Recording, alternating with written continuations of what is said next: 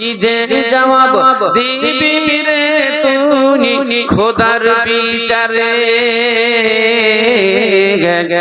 যাবি রে মোরে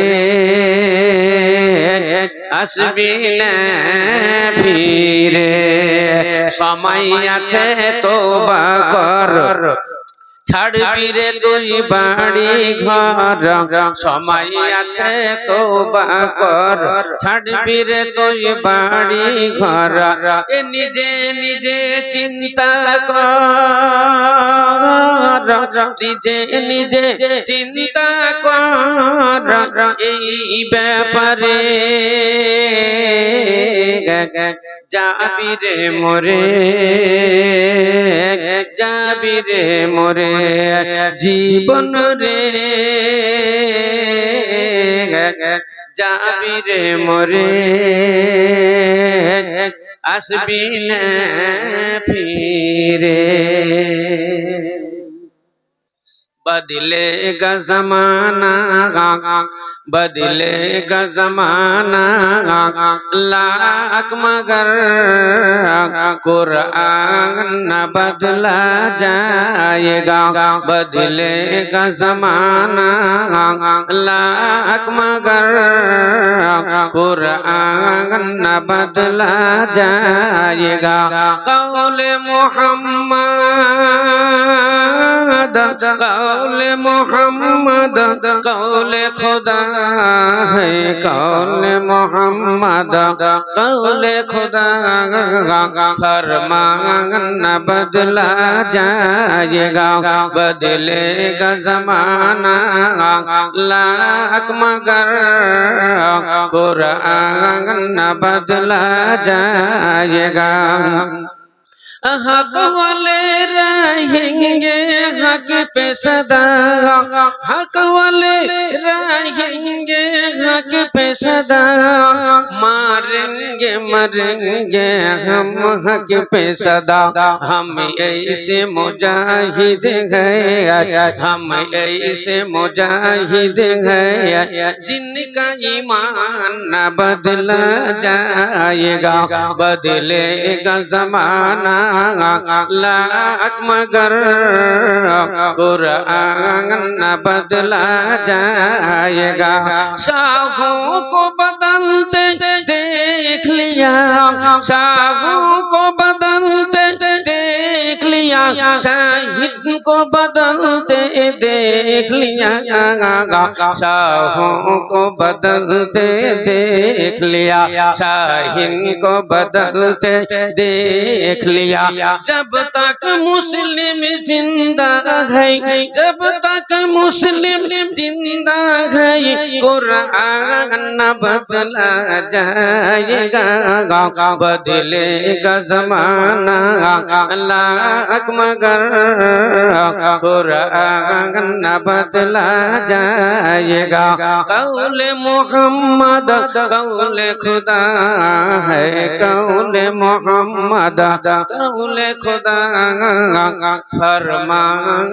न बदला जाएगा শ্রদ্ধেয় আজকের এই মহতি সভার যোগ্যতম সভাপতি মহাশয় উলামা ইকরাম মুআজ্জাজ হাজিরিনে জালসা পর্দার অন্তরালে উপবেষ্টা উপনেতা অবলা ও সরলা মা ও ভগ্নীগণ প্রশংসা মাত্রই আল্লাহর যার প্রশংসা ও গুণগান করে শেষ করা যাবে না তাই আমরা ভক্তি সহকারে একবার বলি আলহামদুলিল্লাহ বলেন ভাই জোরে জোরে আলহামদুলিল্লাহ তারপরে পরে আমাদের দুজাহানের নবী নবী কুলের শিরোমণি তাজদারে মাদানী আহমদে মুজতবা মুহাম্মদ মুস্তাফা সাল্লাল্লাহু আলাইহি সাল্লামের উপর লাখ লাখ শান্তির ধারা বর্ষিত হোক আরেকবার ভক্তি সহকারে বলেন আল্লাহুম্মা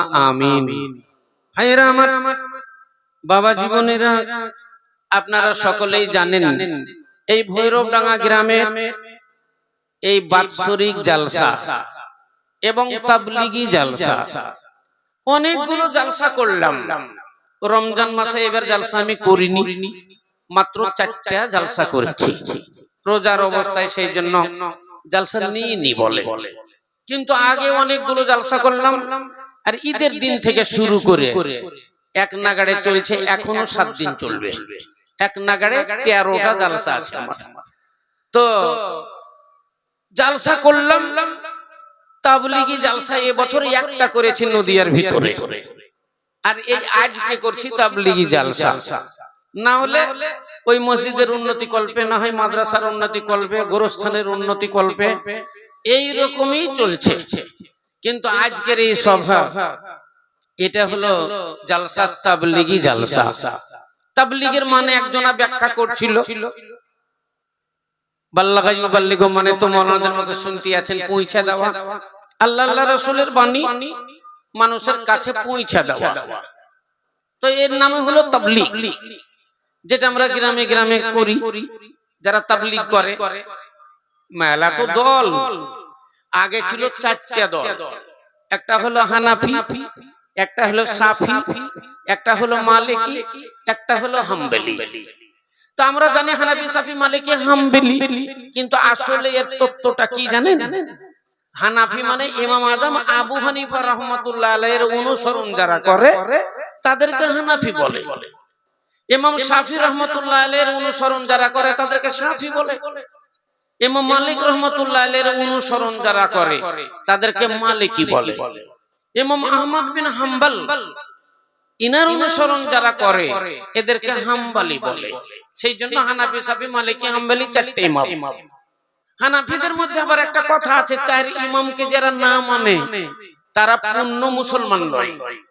4টে যখন ইমাম, আপনাকে 4টাই মানতে হবে, এটা হলো ওদের কথা। তো এই 4টা মাযহাব ছিল, এখন কিন্তু আরো বেশি হয়ে গেছে।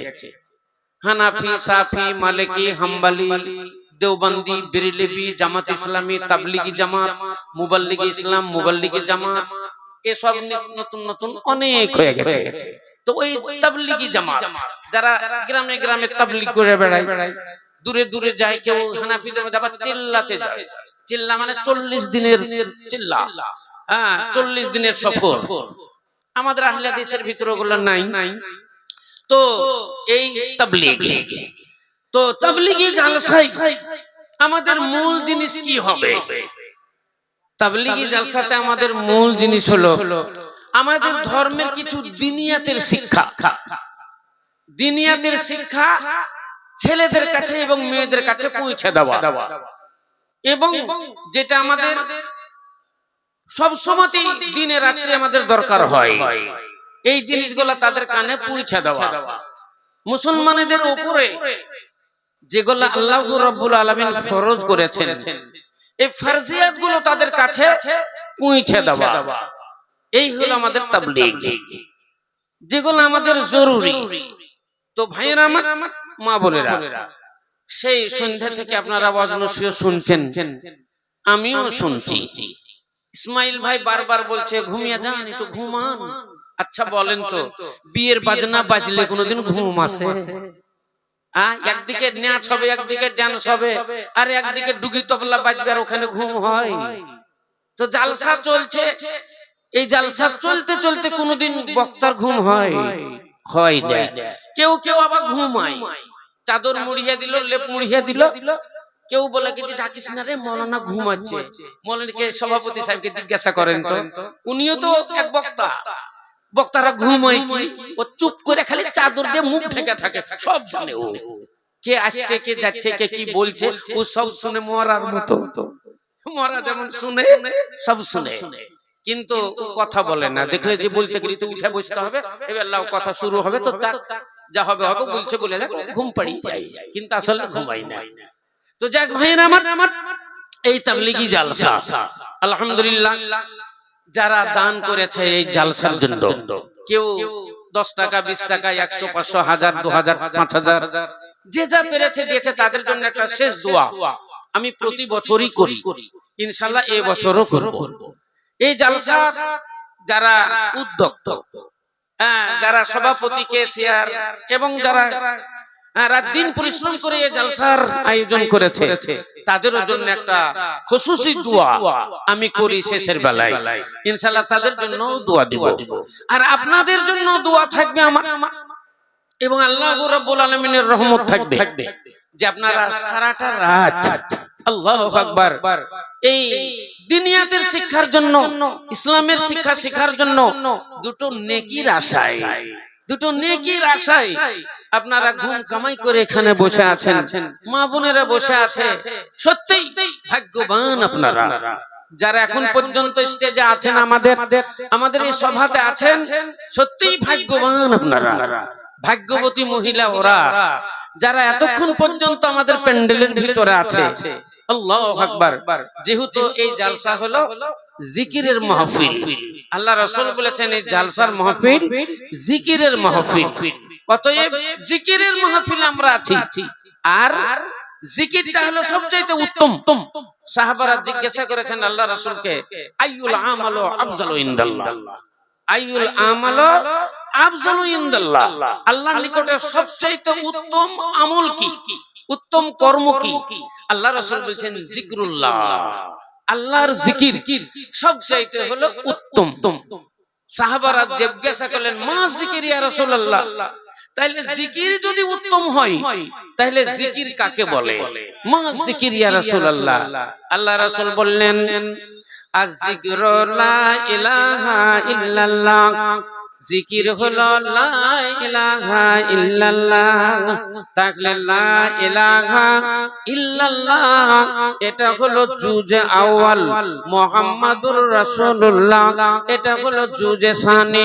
পূর্ণ কালেমা লা ইলাহা ইল্লাল্লাহ মুহাম্মাদুর রাসূলুল্লাহ। এ আমাদের এই জগতের মন্ত্র এবং পরজগতের মন্ত্র, আমাদের ইহকালের সাথী, এটাই হলো আমাদের পরকালের সাথী। আল্লাহর নবী বলেছেন, লা ইলাহা ইল্লাল্লাহ মিফতাহুল জান্নাহ, লা ইলাহা ইল্লাল্লাহ এটা হলো জান্নাতের চাবি। আল্লাহর নবী বলেন, মান ক্বালা লা ইলাহা ইল্লাল্লাহ ফাদাখালাল জান্নাহ, যেই ব্যক্তি লা ইলাহা ইল্লাল্লাহ মুখে উচ্চারণ করিল, অন্তরে বিশ্বাস করল এবং এই কলেমার প্রতি ঈমান আনলো, কলেমার প্রতি আমল করল, দাখালাল জান্নাহ, সেই ব্যক্তি জান্নাতি হয়ে গেল। বলেন একবার আলহামদুলিল্লাহ। বলেন আমরা কি চাই? আমরা কি চাই? আমাদের টার্গেটটা কি? আমাদের শেষ পরিণামটা কি? আমাদের শেষ পরিণামটাই হলো জান্নাত। বলেন সারা রাত জাগরণ করছেন এখানে কিসের জন্য? জান্নাতের আশায়, জান্নাতের আশায়। মা বোনেরা জাগরণ করছে কিসের জন্য? জান্নাতের আশায়। যারা ৫,০০০ টাকা দান করেছে, যারা ২,০০০ টাকা দান করেছে, ১০০ টাকা দান করেছে, কিসের আশায়? তারা ওই জান্নাতের আশায়। আমরা ৫ ওয়াক্ত নামাজ আদায় করি, সালাত আদায় করি। বলেন আমাদের শেষ টার্গেটটা কি? আমাদের জন্য জান্নাত। আমরা কষ্ট করে সালাত আদায় করি, নামাজ আদায় করি জান্নাতের জন্য। লাখ লাখ কোটি কোটি টাকা মানুষ দান করে। পবিত্র রমজান মাসে চলে গেল, দেখেন এই রমজান মাসে কতজন ইফতার করাইলো, রোজাদারদেরকে ইফতার করাইলো ১০,০০০ ২০,০০০ টাকা খরচ করে। বলেন কিসের আশায়? একমাত্র জান্নাতের আশায়। অনেকজন বস্ত্র বিলি করলো, অনেকে শাড়ি বিলি করলো, অনেকে লুঙ্গি বিলি করলো। বলেন কিসের আশায়? একমাত্র জান্নাতের আশায়। আমাদের আশা এক টার্গেটই হলো স্বর্গ, জান্নাত। এটাই হলো আমাদের শেষ টার্গেট। তো জান্নাত নিতে হলে কিছু কাজ করতে হয়। আপনি যদি সরকারি চাকরি নিতে চান তাহলে আপনাকে কিছু কাজ করতে হবে, মেহনত করে আপনাকে লেখাপড়া করতে হবে। হ্যাঁ, মাধ্যমিকের সার্টিফিকেট আপনাকে জোগাড় করতে হবে, রেডি করতে হবে। হ্যাঁ, বিএ পাসের সার্টিফিকেট জোগাড় করতে হবে। যেগুলা সরকারের দরকার সেই জিনিসগুলো আপনাকে জোগাড় করতে হবে।